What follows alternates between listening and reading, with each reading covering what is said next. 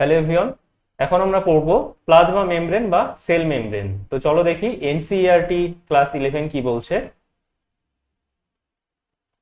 তো এনসিইআরটি ফার্স্টে লিখছে যে the detail structure of the plasma membrane was studied only after the advent of the electron microscope in the 1950s।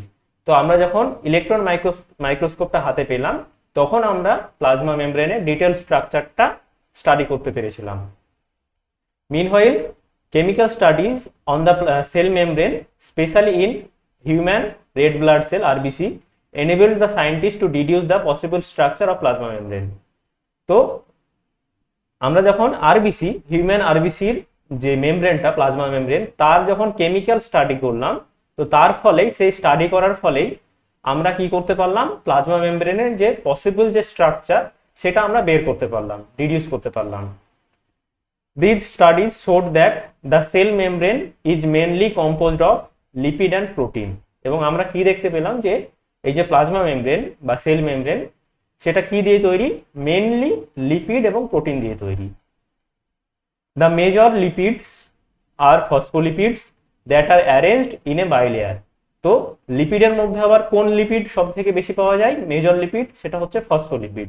Phospholipid মানে phosphate আর লিপিডের mixture, এবং সেটা by লেয়ারে থাকবে, মানে দুটো লেয়ারে থাকবে। আমি তোমাদেরকে ডায়াগ্রামটা দেখাচ্ছি।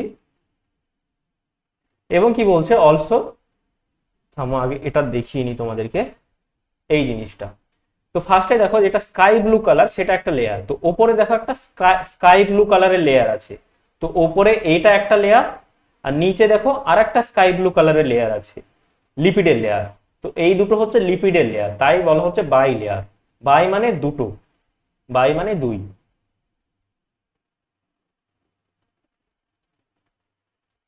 তারপর বলছে যে the lipids are arranged within the membrane with polar head towards the outer side and hydrophobic tales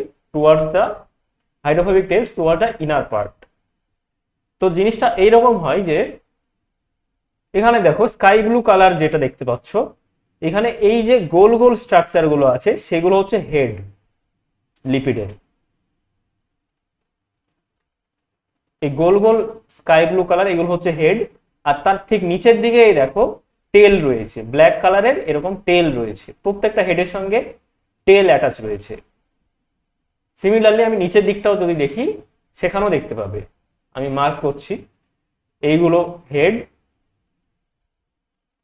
আর সেই সঙ্গে টেল জুড়ে আছে হেডের সঙ্গে।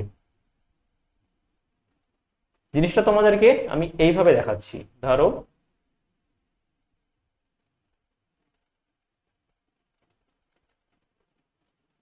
let me draw the diagram.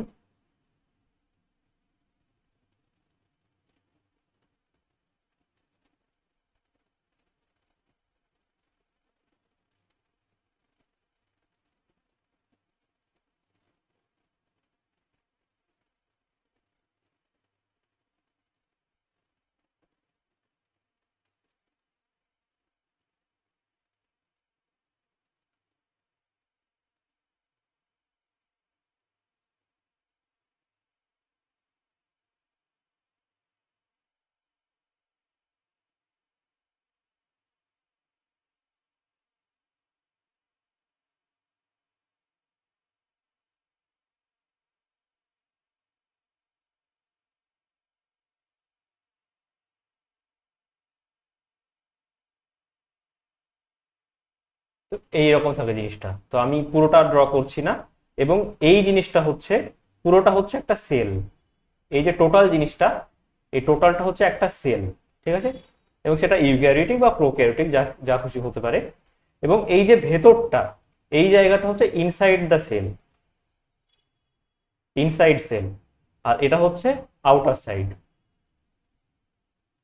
Outside the cell. তো এনসিইআরটি এটাই বলছে যে এই যে লেয়ারটা, দুটো লেয়ার আছে, দেখো এইটা একটা লেয়ার, এই পুরোটা একটা লেয়ার, আর তার ঠিক নিচে এইটা আর একটা লেয়ার। তো এইরকম দুটো লেয়ারে প্রেজেন্ট থাকে লিপিড মলিকিউল গুলো, ঠিক আছে, লিপিড বাই লেয়ার। এবং যে হেড গুলো আছে সেগুলো থাকে মানে বাইরের দিকে। এনসিইআরটি কি বলেছিল, টুয়ার্ডস দ্য আউটার সাইড।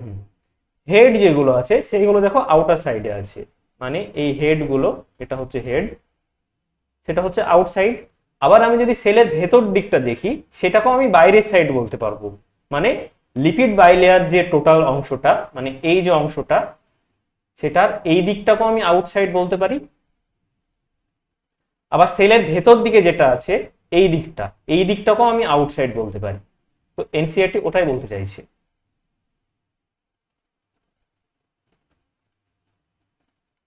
তো বাইরের দিকে যেগুলো থাকবে সেই দিকে থাকবে হেড। তো এই দিকে আমরা একটা হেড পেলাম উপরের দিকে, সিমিলারলি ভেতরের দিকেও এইটা কি আর একটা হেড, এইটা আরেকটা হেড। তো এই যে আউটসাইড দ্য সেল, এটা হচ্ছে সেলের সাপেক্ষে আমি বলছি যে আউটসাইড দ্য সেল মানে কি এই স্পেসটা সেলের বাইরের দিক, আর এই মাঝের স্পেসটা সেটা হচ্ছে সেলের ভেতরের, মানে ইনসাইড দ্য সেল, ঠিক আছে।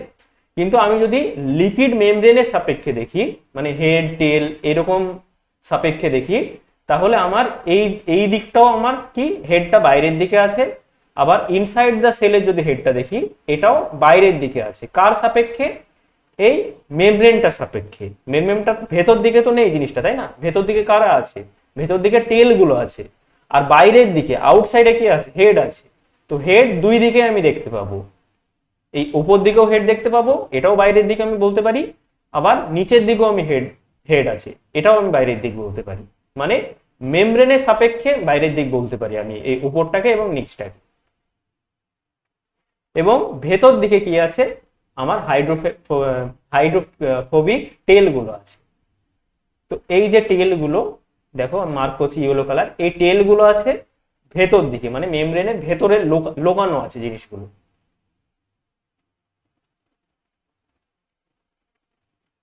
চলো দেখি এবার এনসিইআরটি কি বলছে। The head towards the outer side, head গুলো আউটার দিকে থাকে, এবং হাইড্রোফোবিক যে টেল সেগুলো ইনার পার্ট থাকে, ইনার দিকে থাকে। This ensures that the non polar tail of saturated hydrocarbon is protected from the aqueous environment. তো এই যে হেড গুলো হয়, হেড গুলো হচ্ছে পোলার হয়। পোলার মানে কি? যে মলিকিউলে আমার নেট চার্জ থাকবে সেটাকে আমরা পোলার বলি। আর এই টেল যেগুলো হয়, টেলগুলো হয় হাইড্রোফোবিক, এবং এটা হচ্ছে নন পোলার। টেলগুলো হয় নন পোলার, অর্থাৎ এদের নেট চার্জ থাকে না, এবং এরা হয় হাইড্রোফোবিক। হাইড্রোফোবিক মানে জলকে যারা ভয় ভয় করে, ঠিক আছে। আর হেড যেগুলো সেগুলো হয় পোলার মলিকিউল, এই জন্য তারা কি হয়? ওয়াটার লাভিং হয়, হাইড্রোফিলিক হয়, ওয়াটারকে ভালোবাসে। তো ফিলিক মানে হচ্ছে লাভ বা অ্যাফেকশন, আর ফোবিক মানে হচ্ছে ফিয়ার। ফিলিক মানে লাভ, ফোবিক মানে ফিয়ার। এবং বুঝতেই পারছো যে টেলগুলো কেন তাহলে ভেতরের দিকে থাকছে, কারণ টেলগুলো হচ্ছে হাইড্রোফোবিক, টেলগুলো জলকে ভয় পায়, তাই তারা যে লিপিড বাইলেয়ার তার ইনার পার্টে থাকে, ভেতরের দিকে থাকে টেলগুলো, সো দ্যাট তারা যেন জলের সংস্পর্শে না আসে। তো তুমি বুঝতেই পারছো আউটসাইড দ্য সেল, সেলের বাইরের দিকেও আমার ওয়াটার প্রেজেন্ট থাকতে পারে, ঠিক আছে। আবার কি ইনসাইড দ্য সেল, তো সেলের মধ্যে আমার সাইটোপ্লাজম আছে, তাই না? তো সেখানে অবভিয়াসলি আমার ওয়াটার থাকবে। তো সেলের ভেতরেও আমার ওয়াটার থাকতে পারে, ঠিক আছে। তো সেলের বাইরের দিকে ওয়াটার থাকতে পারে, ভেতরের দিকে ওয়াটার থাকতে পারে। তাই দেখো হেড গুলো দেখো, বাইরের দিকে হেড গুলো আছে, দেখো আমি আরেকবার শো করছি, এই যে বাইরের দিকে হেড গুলো আছে, মানে ওয়াটারের দিকে টাচ হয়ে থাকবে হেড গুলো। আবার সেলের ভেতর দিকটা যদি আমি দেখি সেখানেও দেখো হেড গুলো টাচ হয়ে আছে ওয়াটারের দিকে, ফলে হেড গুলো ওয়াটারে টাচ হয়ে থাকবে, কিন্তু টেল গুলো লিপিড বাইলেয়ার মাঝে ঢোকানো আছে, ফলে লিপিড বাইলেয়ার গুলো জল থেকে বাঁচতে পারছে, জলের সংস্পর্শে আসছে না। এটাই বলছে NCERT.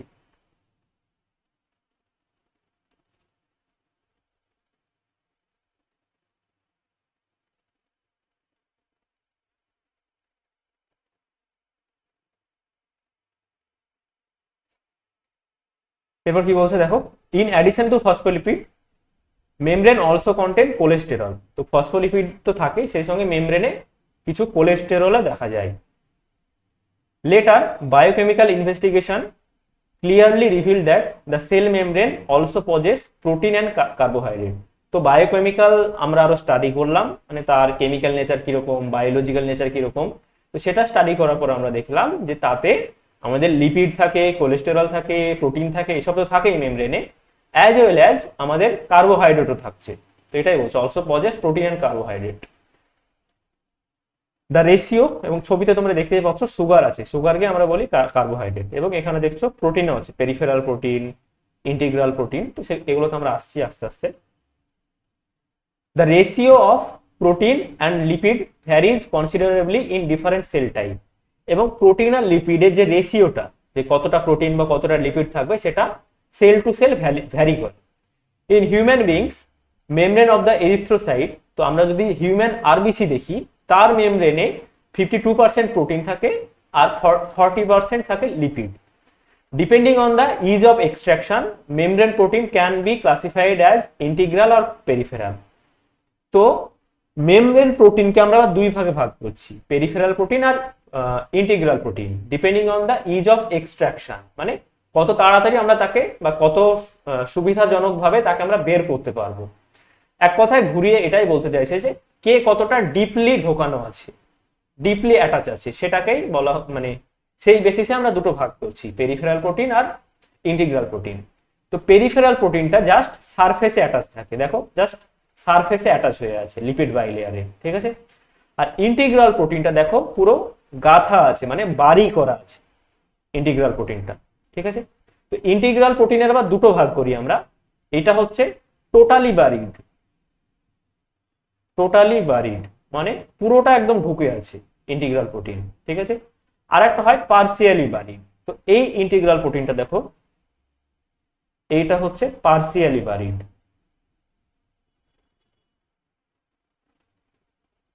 Partially buried integral protein.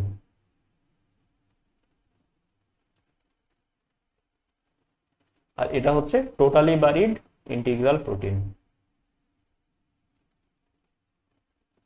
তাহলে depending on the ease of extraction, বা কতটা ঢুকে আছে মেমব্রেনের ভেতর, লিপিড বাইলেয়ারের ভেতর, তার বেসিসে আমরা প্রোটিনকে দুটো ভাগে ভাগ করছি, পেরিফেরাল প্রোটিন আর ইন্টিগ্রাল প্রোটিন। পেরিফেরাল মানে সারফেসে অ্যাটাচ থাকবে, আর ইন্টিগ্রাল মানে লিপিড বাইলেয়ারে গাঁথা থাকবে। সেই গাঁথার আবার দুটো ভাগ, যদি টোটালি গাঁথা থাকে পুরোপুরি, তাহলে টোটালি বারিড ইন্টিগ্রাল প্রোটিন, আর যদি পার্সিয়ালি গাঁথা থাকে তাহলে পার্সিয়ালি বারিড ইন্টিগ্রাল প্রোটিন। এটা লিখেছি। পেরিফেরাল প্রোটিন মানে কি সারফেসে অ্যাটাচ থাকবে, আর ইন্টিগ্রাল প্রোটিন মানে সেটা পার্সিয়ালি বা টোটালি বারি করা থাকবে মেমব্রেনে বা লিপিড বাইলেয়ারে।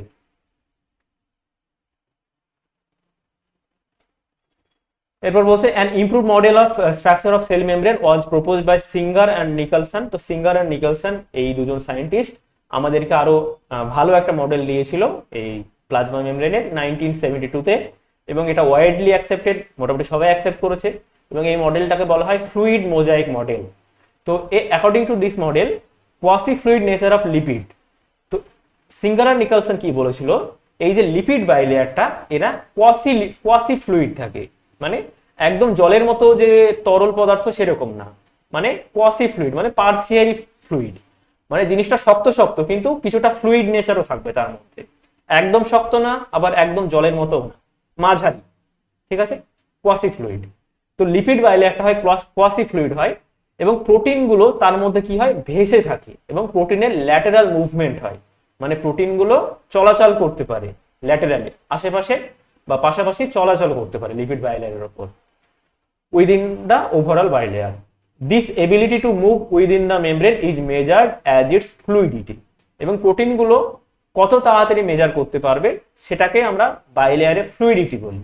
যদি প্রোটিনগুলো তাড়াতাড়ি মুভ করতে পারে, যেমন ধরো এটার কথা বলছে, এই ইন্টিগ্রাল প্রোটিন ধরো আছে, এবার এটা ডান দিক বা দিক মুভ করতে পারবে বাইলেয়ারে, এবার যদি তাড়াতাড়ি মুভ করতে পারে তাহলে আমি কি বলবো, প্রোটিন লিপিড বাইলেয়ার যেটা তার ফ্লুইডিটি অনেক বেশি, ফ্লুইডিটি বেশি, তাই প্রোটিনরা তাড়াতাড়ি মুভ করতে পারছে। আর যদি বাইলেয়ার লিপিড বাইলেয়ারে ফ্লুইডিটি কম হয়, যদি ফ্লুইডিটি কম হয় লিপিড বাইলেয়ারে, তার মানে কি বুঝবো, প্রোটিনগুলো বেশি চলাচল করতে পারছে না, ঠিক আছে। The fluid nature of the membrane is also important from the point of view of function like cell growth, formation of intercellular junction, secretion, endocytosis and cell division. এবং আমাদের যদি বাইলেয়ারটা প্লাজমা মেমব্রেন যে বাইলেয়ার দিয়ে তৈরি lipid bilayer, তো সেটা যদি fluid হতো না, নেচারটা মানে কোয়াসি ফ্লুইড হতো না, তাহলে আমাদের সেল গ্রোথ হতো না বা ইন্টারসেলুলার জাংশন এসব তৈরি হতো না, বা সিক্রেশন, এন্ডোসাইটোসিস বা সেল ডিভিশন এসব হতো না। যেমন ধরো একটা কোষ আছে, সেল, কোষটা বিভাজন হবে তার আগে কি হয়, কোষের গ্রোথ হয়, কোষটা সাইজে বড় হয়, তাই না? তো কোষটা যদি মেমব্রেন যদি সলিড হতো, একদম সিমেন্টের মতো যদি শক্ত হতো, তাহলে কি কোষটা সাইজে বড় হতে পারতো? পারতো না।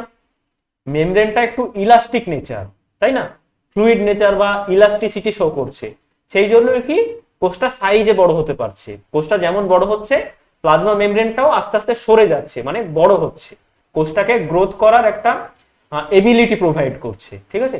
তো এই কারণে সেল গ্রোথ হচ্ছে এবং আলটিমেটলি সেলটা ভেঙে আমার দুটো ডটার সেল তৈরি হচ্ছে। তো সেল গ্রোথ, সেল ডিভিশন এইসবে হেল্প করছে আমার এই ফ্লুইড নেচারটা প্লাজমা মেমব্রেনের, ঠিক আছে?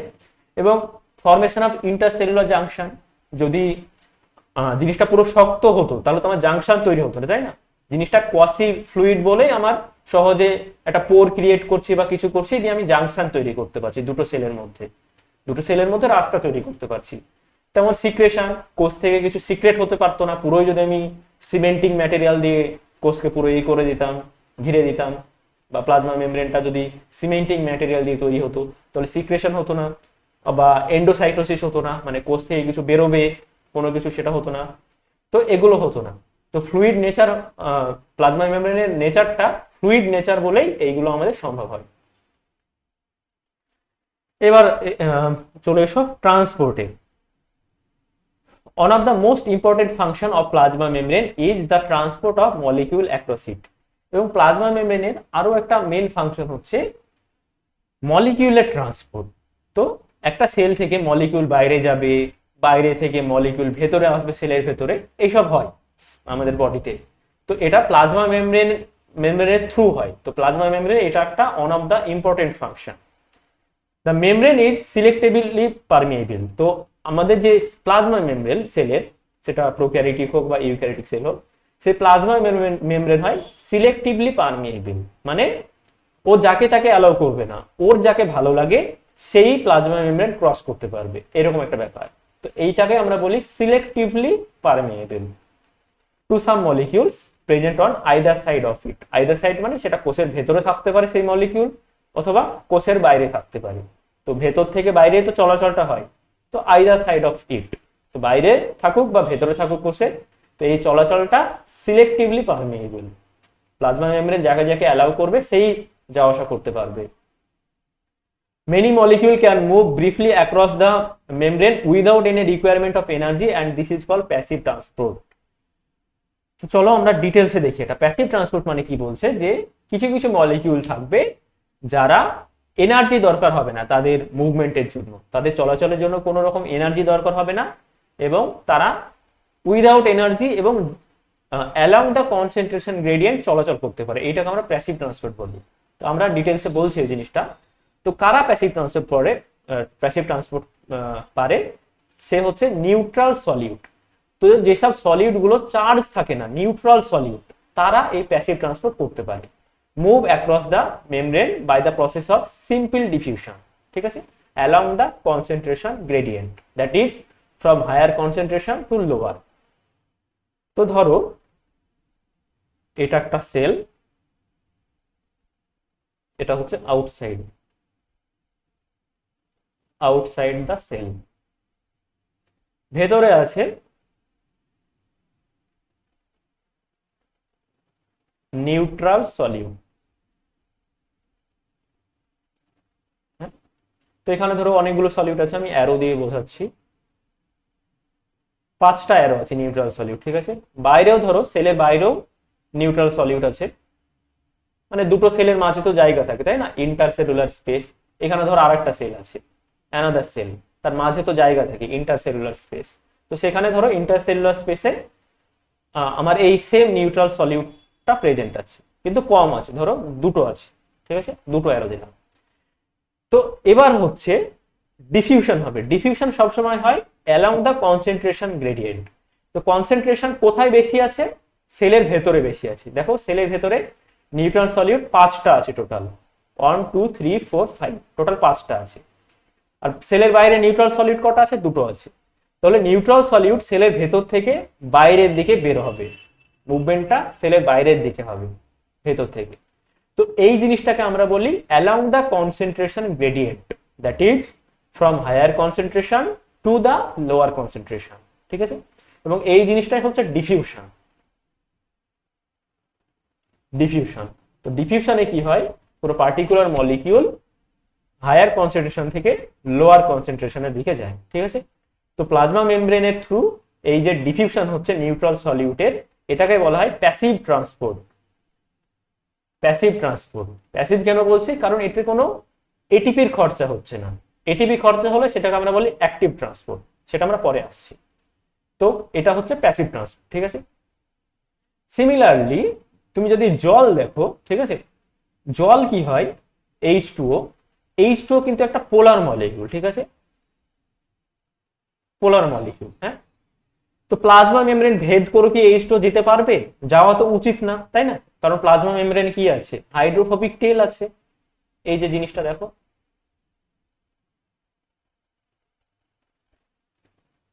তো এই যে টেল গুলো, এই টেল গুলো তো প্লাজমা মেমব্রেন হাইড্রোফোবিক,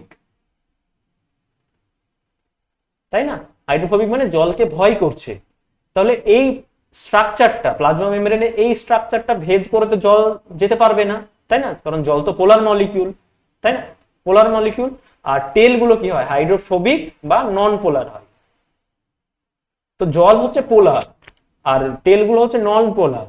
তো জল তো যাওয়া উচিত না মেমব্রেন ভেদ করে, কিন্তু জলের সাইজ ছোট হওয়ার কারণে H2O সাইজে ছোট হয়, তাই H2O স্লোলি এই প্লাজমা মেমব্রেন ভেদ করে সেলের বাইরে চলে যেতে পারে। ঠিক আছে? H2O পোলার মলিকিউল হওয়া সত্ত্বেও লিপিড বাইলেয়ার অর্থাৎ প্লাজমা মেমব্রেন ভেদ করে চলে যেতে পারবে, চলাচল করতে পারে। ঠিক আছে? তো ওই যে প্লাজমা মেমব্রেনে যে লিপিড বাইলেয়ার দেখছো, দুটো হেডের মাঝে যে গ্যাপটা দেখছো, এই গ্যাপ দিয়ে, হেড আর টেলের গ্যাপ দিয়ে জল চলাচল করতে পারে, কিন্তু মুভমেন্টটা খুব স্লো হয়, প্রচন্ড স্লো হয়। ঠিক আছে?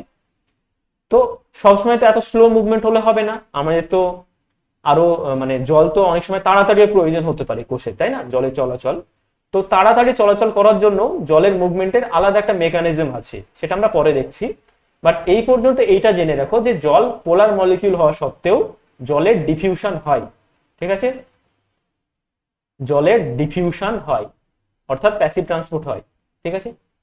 কিন্তু সেটা খুব স্লো হয়। এবং জলের ডিফিউশনটাকে আমরা নাম দিই অসমোসিস। জলের যে ডিফিউশনটা হচ্ছে থ্রু প্লাজমা মেমব্রেন, সেইটাকে আমরা নাম দিয়েছি অসমোসিস। চলো এনসিইআরটি কি বলছে দেখা যাক।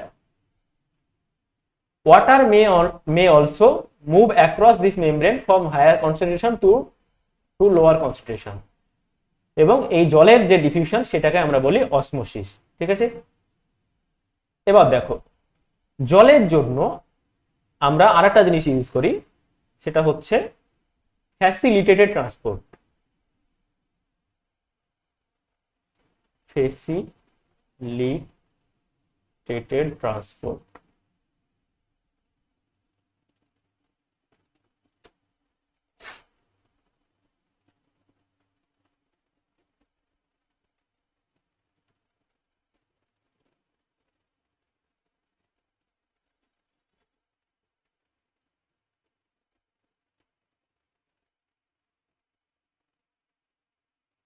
এবং এর আমরা দুটো ভাগ করি, একটা হচ্ছে চ্যানেল প্রোটিন দিয়ে হতে পারে ফ্যাসিলিটেটেড ট্রান্সপোর্ট। আর একটা জিনিস মনে রাখবে, এই ফ্যাসিলিটেটেড যে ট্রান্সপোর্টটা, এটা হচ্ছে প্যাসিভ ট্রান্সপোর্ট। প্যাসিভ, হ্যাঁ, উইদাউট এটিপি।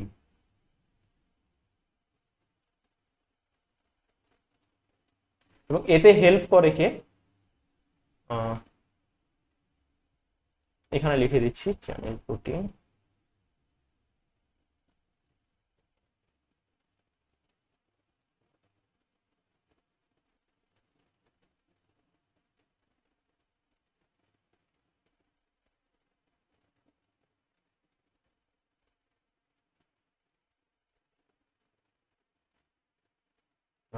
এইদিকে থাকবে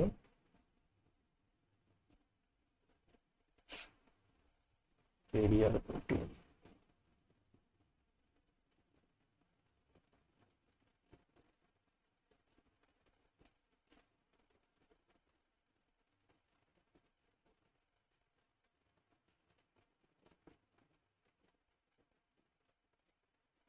তো এবার আমরা এতক্ষণ কি পড়লাম, ডিফিউশন। তো ডিফিউশন কি একটা প্যাসিভ ট্রান্সপোর্ট, মানে হায়ার কনসেন্ট্রেশন থেকে লোয়ার কনসেন্ট্রেশনে যাবে মলিকিউলগুলো। তো এবার একটা নতুন জিনিস, সেটা হচ্ছে ফেসিলিটেটেড ট্রান্সপোর্ট। তো এখানেও তাই, এটাও প্যাসিভ ট্রান্সপোর্ট উইদাউট এটিপি, এটিপির খরচা হবে না। এবং এটাও হচ্ছে অ্যালং দ্য কনসেন্ট্রেশন গ্রেডিয়েন্ট, মানে হায়ার কনসেন্ট্রেশন থেকে লোয়ার কনসেন্ট্রেশনের দিকে যাবে জিনিসটা, ঠিক আছে। কিন্তু এক্ষেত্রে কি হয়, প্রোটিন হেল্প করে, সেটা চ্যানেল প্রোটিনও হতে পারে, আবার কেরিয়ার প্রোটিনও হতে পারে। তো জলকে যে হেল্প করে সেটাকে আমরা বলি চ্যানেল প্রোটিন। তো জলকে কোন চ্যানেল প্রোটিন হেল্প করে? অ্যাকুয়াপোরিন। তো জলকে যে চ্যানেল প্রোটিন হেল্প করে যাতায়াতে তাকে আমরা অ্যাকুয়াপোরিন বলি, ঠিক আছে। তো এটা হচ্ছে একটা passive transport along the concentration gradient, হ্যাঁ। এবং আরেক ধরনের প্রোটিন কেরিয়ার হয়, যেটাকে আমরা বলি কেরিয়ার প্রোটিন। এবং এই কেরিয়ার প্রোটিনের মাধ্যমে কারা যাতায়াত করে? পোলার মলিকিউল আদার দেন ওয়াটার। তো ওয়াটারও পোলার মলিকিউল, কিন্তু ওয়াটারের জন্য স্পেশাল চ্যানেল আছে, চ্যানেল প্রোটিন, সেটাকে আমরা বলি অ্যাকুয়াপোরিন। আর ওয়াটার বাদ দিয়ে বাকি যেসব পোলার মলিকিউল আছে তাদেরকে কে হেল্প করে? কেরিয়ার প্রোটিন হেল্প করে, ঠিক আছে। যেমন ধরো এখানে কোনো একটা কেরিয়ার প্রোটিন আছে, ঠিক আছে, কেরিয়ার প্রোটিন। তো সেই কেরিয়ার প্রোটিনটা কি করবে? পোলার মলিকিউলটাকে যেতে সাহায্য করবে কোষের ভেতর থেকে বাইরের দিকে বা বাইরের থেকে ভেতর দিকে। তো সেটা হবে অ্যালং দ্য কনসেন্ট্রেশন গ্রেডিয়েন্ট, মানে যেদিকে মলিকিউল বেশি আছে সেখান থেকে কম কম যেদিকে আছে সেই দিকে যাবে। একদম ডিফিউশনের মতোই জিনিস, ডিফিউশনের মতোই জিনিস, শুধু এখানে একটা স্পেশাল জিনিস অ্যাড হচ্ছে, সেটা হচ্ছে প্রোটিন, চ্যানেল প্রোটিন বা কেরিয়ার প্রোটিন। তারা হেল্প করছে, তারা একটা রাস্তা দিয়ে দিচ্ছে, চ্যানেল প্রোটিন বা কেরিয়ার প্রোটিন দিয়ে বলছে যে আমাদের রাস্তা দিয়ে যাও, তোমরা অ্যালং দ্য কনসেন্ট্রেশন গ্রেডিয়েন্টই যাও, কিন্তু আমাদের রাস্তা দিয়ে যাও। তো এইটাই হচ্ছে ফেসিলিটেটেড ট্রান্সপোর্ট।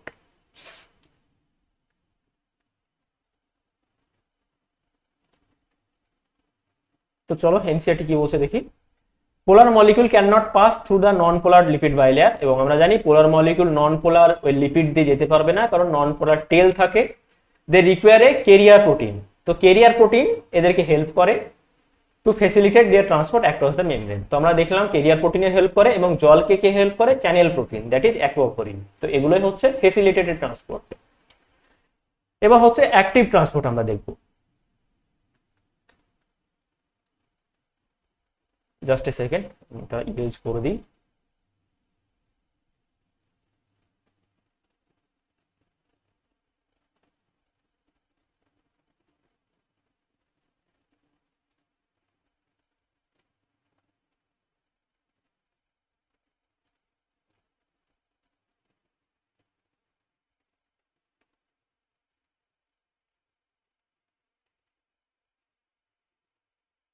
অ্যাক্টিভ ট্রান্সপোর্টে আমার প্রয়োজন হবে এটিপি, উইথ এটিপি। এটিপি ছাড়া অ্যাক্টিভ ট্রান্সপোর্ট সম্ভব, অ্যাক্টিভ ট্রান্সপোর্ট সম্ভব না। ধরো এটা একটা সেল আছে, এটা আউটসাইড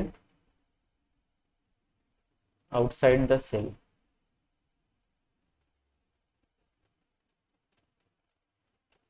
এবং এখানে একটা পাম্প আছে, অ্যাক্টিভ ট্রান্সপোর্টে একটা পাম্প হেল্প করে। এই পাম্পটাকে বলা হয়, মানে একটা রাস্তা, সেটাকে আমরা পাম্প নাম দিই, সোডিয়াম পটাশিয়াম পাম্প।